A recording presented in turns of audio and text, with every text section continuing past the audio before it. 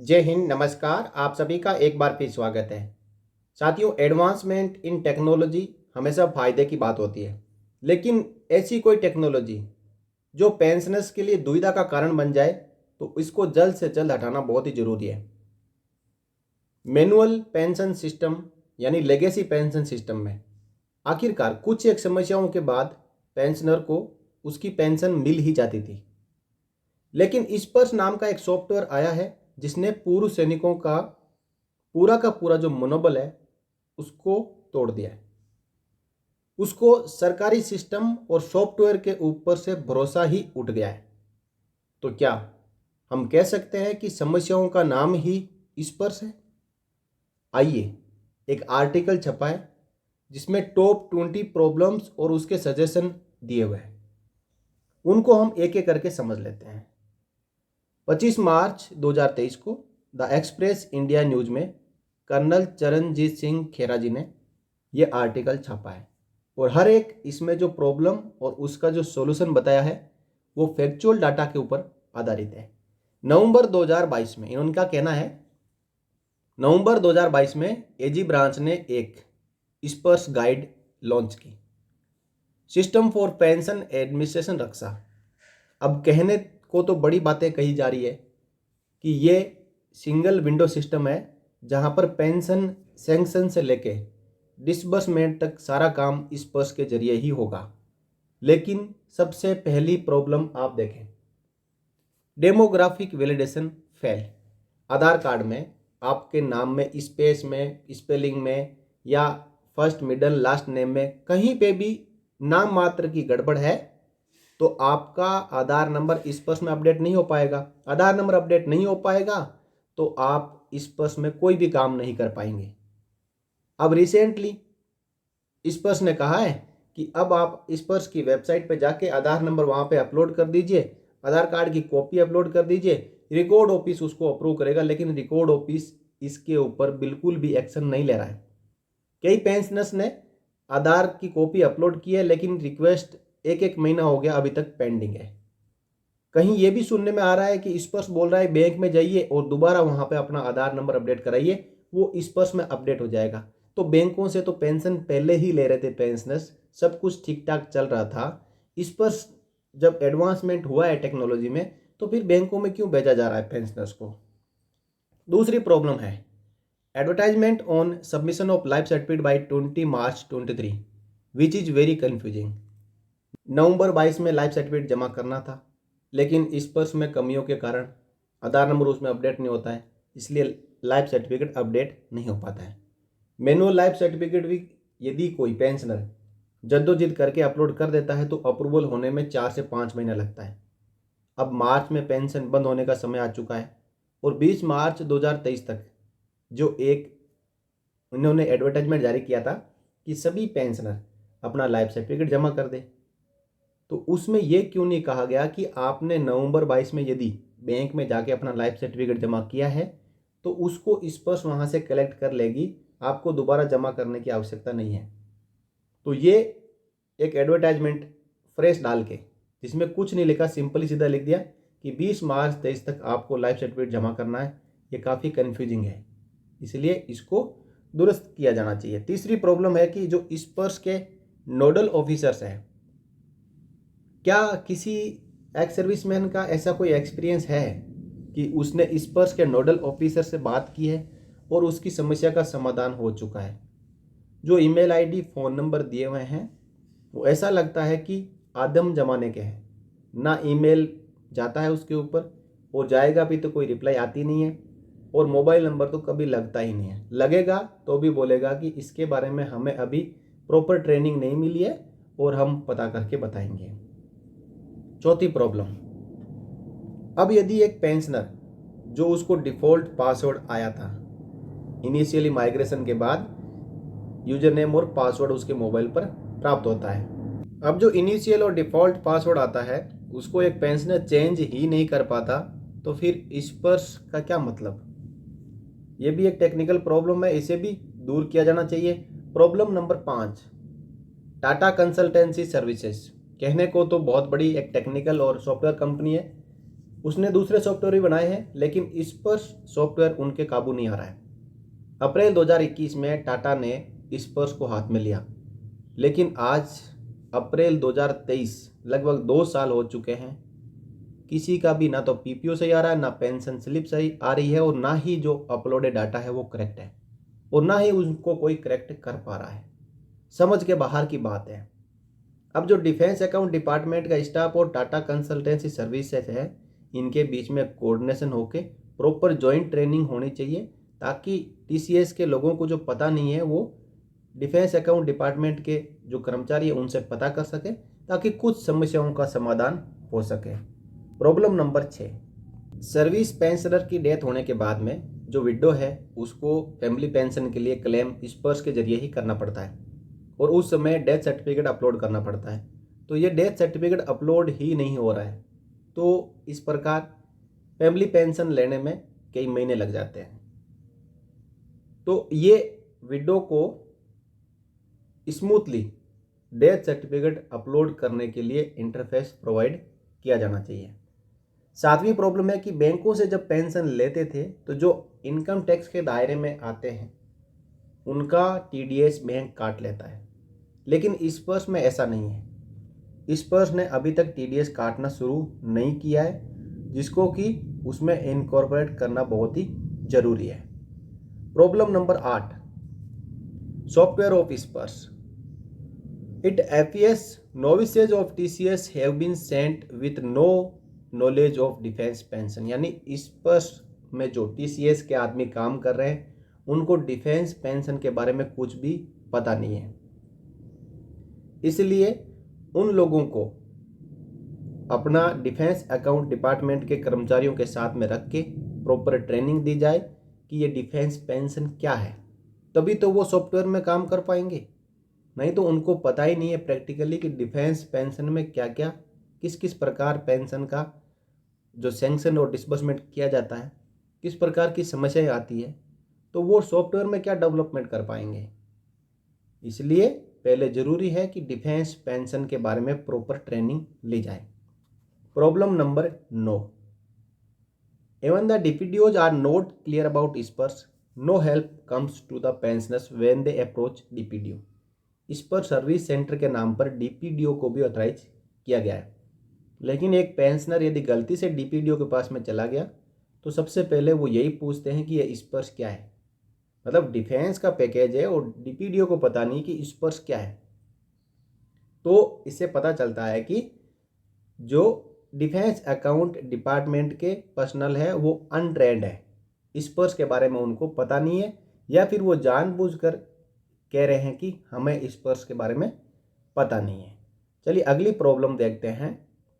अब कुल मिलाकर जो पेंशनर जिनका स्पर्श में माइग्रेशन हो चुका है उनका जो इम्प्रेशन है, उनका एक्सपीरियंस है, वो स्पर्श के साथ में बहुत ही खराब है। जो स्पर्श आउटरीच प्रोग्राम चलाए जा रहे हैं वो नाम मात्र के, केवल और केवल फॉर्मेलिटी के और कागजी कार्रवाई के लिए हैं। वहाँ पे फ़ोटो खिंचाई जाती है, उसको ट्विटर पर अपलोड कर दिया जाता है कि हम पेंशनर्स के बीच में गए थे, वहाँ पे हमने स्पर्श आउटरीच प्रोग्राम चलाया, इन समस्याओं का समाधान किया, लेकिन हकीकत में ग्राउंड पर ऐसा कुछ भी नहीं होता है। अगली प्रॉब्लम है 7वें पे कमीशन से पहले जो पेंशनर्स आए हैं उनका स्पर्श में माइग्रेशन हो चुका है, लेकिन जब वो लॉगिन करते हैं तो वहाँ पे लिखा हुआ आता है कि स्पर्श की सभी सर्विसेज प्री 2016 पेंशनर्स के लिए अवेलेबल नहीं है। कब अवेलेबल होगी? 2 साल तो हो गए स्पर्श को आए हुए, और इसी प्रकार सालों साल यदि स्पर्श अंधेरे में ही रहेगा तो पेंशनर के साथ में बहुत बड़ा धोखा किया है सरकार ने। बहुत ही सख्त जरूरत है कि इस सॉफ्टवेयर को तुरंत दुरुस्त किया जाए। इतने एडवांस टेक्नोलॉजी के युग में एक स्पर्श नाम का सॉफ्टवेयर है कि जो आगे नहीं बढ़ रहा है, पिछड़ रहा है।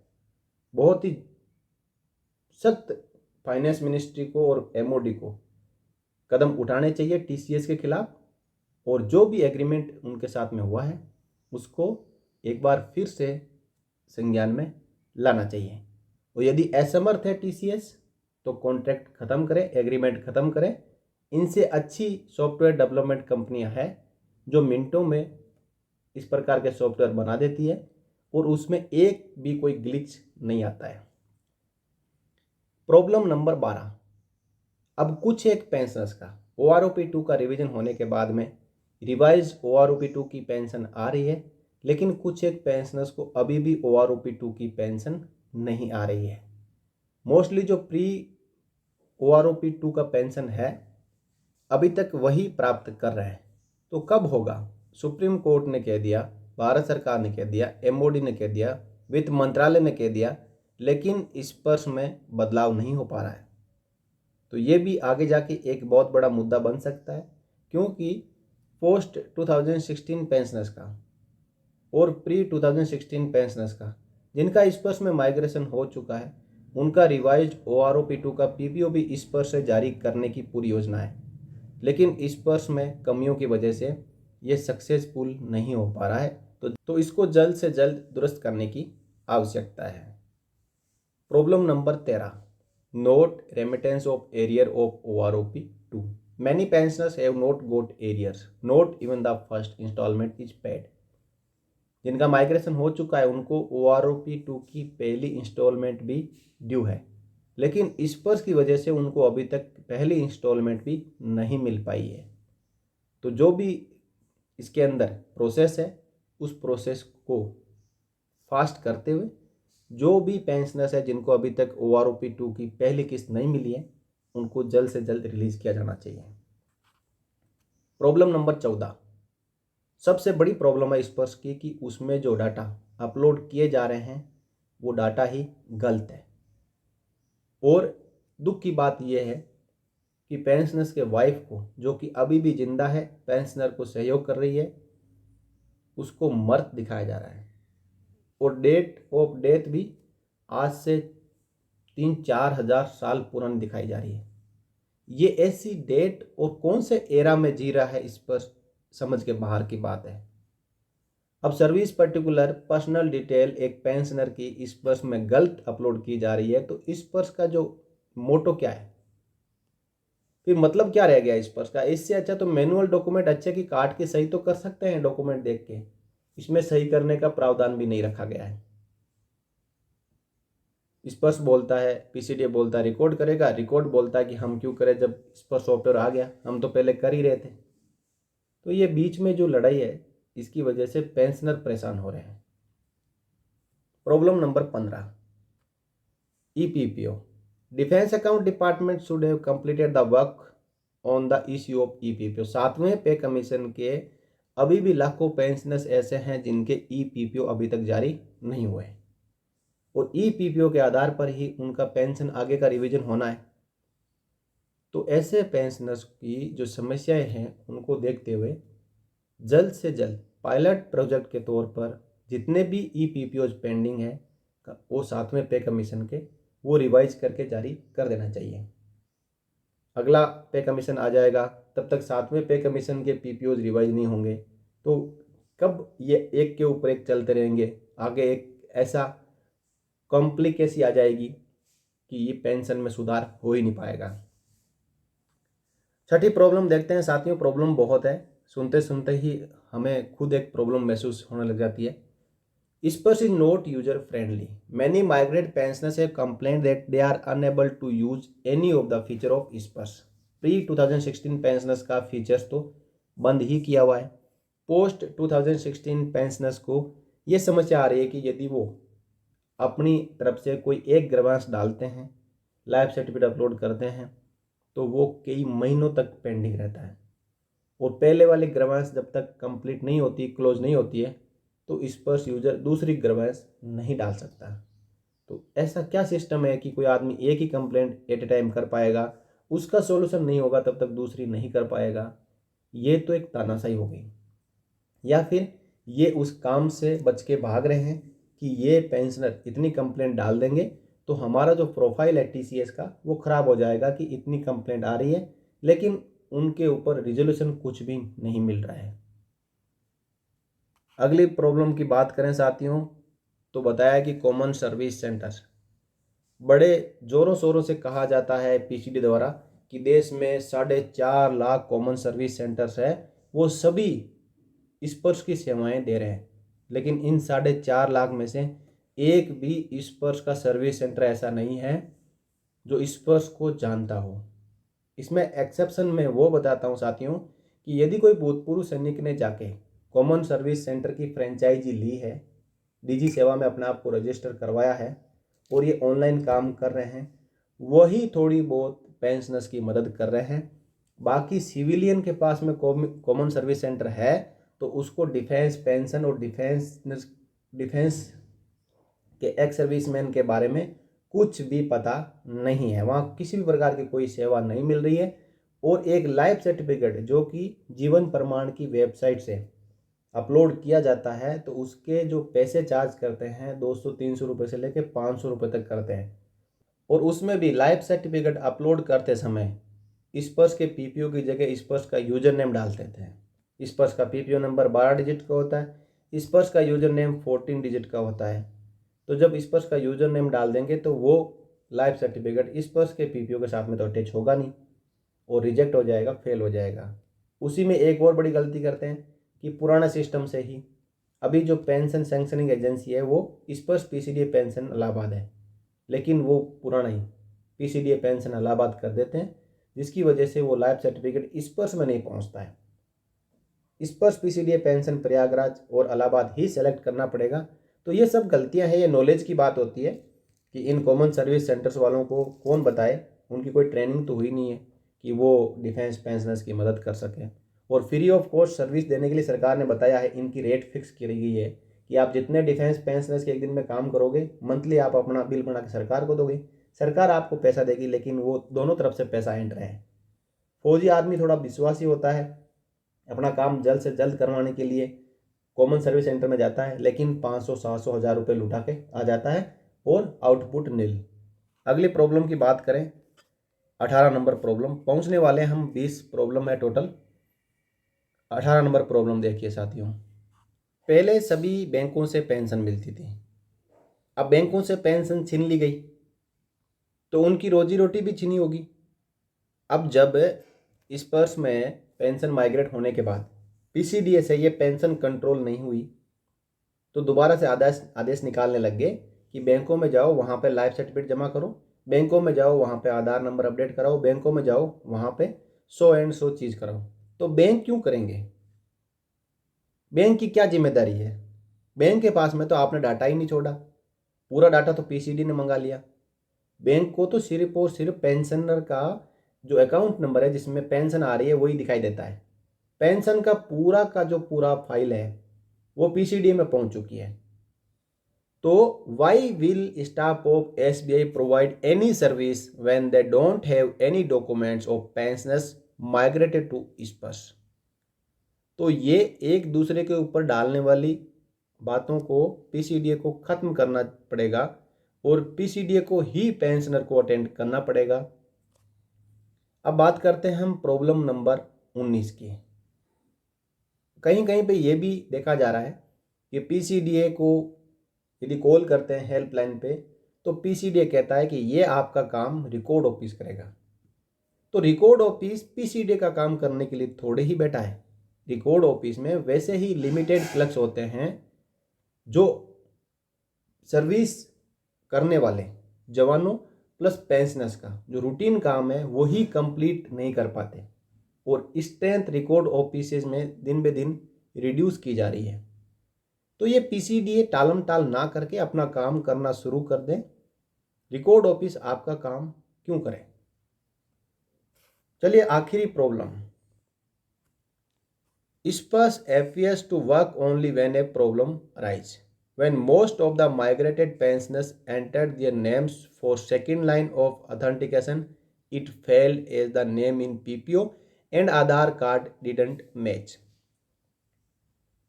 It took Sri Giridhar Armane, IAS Defense Secretary on 15 December 22 in Delhi outreach program on SPERS to educate TCS staff and SPERS staff to change the Aadhaar name to Aadhaar number for the second line of authentication. यानी इनका कहना है कि 15 दिसंबर 2022 को दिल्ली में एक स्पर्श outreach programme हुआ था।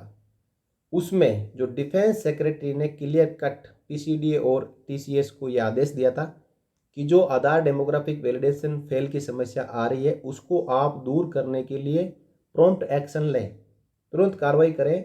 यदि किसी पेंशनर का उसके नाम में, आधार में और उसके पेंशन डॉक्यूमेंट में छोटा मोटा नाम मिसमैच होने की वजह से यदि वो आधार नंबर अपडेट नहीं कर पा रहा है तो आप खुद उसका आधार नंबर अपडेट करें प्रोफाइल में। लेकिन उनकी बात को अभी तक नहीं सुना गया, क्योंकि पीसीडीए है कि वो अपनी चलाता है, ना वो सीजीडीए की सुनता है, ना मिनिस्ट्री ऑफ डिफेंस की सुनता है, ना डिफेंस सेक्रेटरी की सुनता है, ना फाइनेंस मिनिस्ट्री और ना भारत सरकार की। वो तो उल्टा भारत सरकार को बदनाम करने में लगे हुए रहते हैं। तो चलिए साथियों, कुल मिलाकर जहाँ जो चरणजीत जी ने यहाँ पे 20 प्रॉब्लम बताई है, ex serviceman face problems in migrating to Sparsh, कि आपने कम से कम इस मामले को उजागर करते हुए एक प्रिंट मीडिया और सोशल मीडिया के जरिए सभी तक पहुंचाने का काम किया है। मैं आप सबसे यहाँ पे रिक्वेस्ट करता हूँ कि आप इस वीडियो को ज़्यादा से ज़्यादा शेयर करें ताकि ये पीसीडी और सीजीडीए के ऑफिशियल्स तक पहुँच सकें। जो ओवरऑल प्रॉब्लम्स है उनको भी पता, लेकिन हम अपनी आवाज़ को समय समय पर बुलंद करते रहेंगे तो हो सकता है कि कुछ एक प्रॉब्लम्स से हमारे को छुटकारा मिल सके। वीडियो में दी गई जानकारी आपको कैसे लगी आप कमेंट बॉक्स में अपनी राय दे सकते हैं। वीडियो आपको अच्छा लगा और लाइक एंड शेयर कर सकते हैं, और चैनल पर नए हो तो सब्सक्राइब कर सकते हैं। जय हिंद, जय भारत, वंदे मातरम।